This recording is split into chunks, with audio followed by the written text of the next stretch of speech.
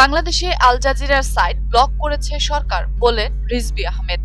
বাংলাদেশে কাতার ভিত্তিক আন্তর্জাতিক সংবাদ মাধ্যম আল জাজিরা সাইট ব্লক করে দিয়েছে সরকার, এমন অভিযোগ করেছেন বিএনপির সিনিয়র যুগ্ম মহাসচিব অ্যাডভোকেট রুহুল কবির রিজভী আহমেদ।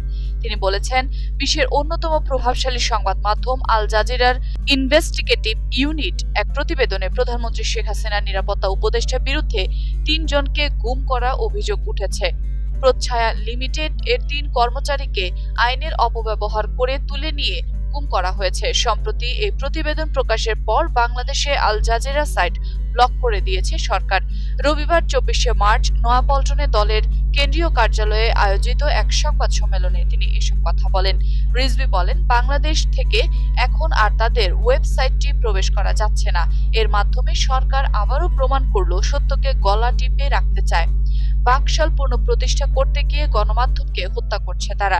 শুধুমাত্র সত্য প্রকাশের কারণে চ্যানেল 1, দিগন্ত টিভি, ইসলামী টিভি, পিস টিভি বন্ধ করে দিয়েছে।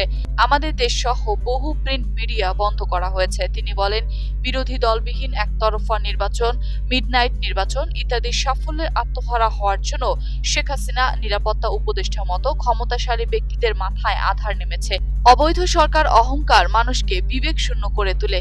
বিএনপির এই মুখপাত্র আরো বলেন, আইন শৃঙ্খলা রক্ষাকারী বাহিনী কোনো সংগঠন প্রকাশ্যে কিংবা তাদের গোপন সংস্থাগুলোর মধ্যে এই গুম করা হচ্ছে।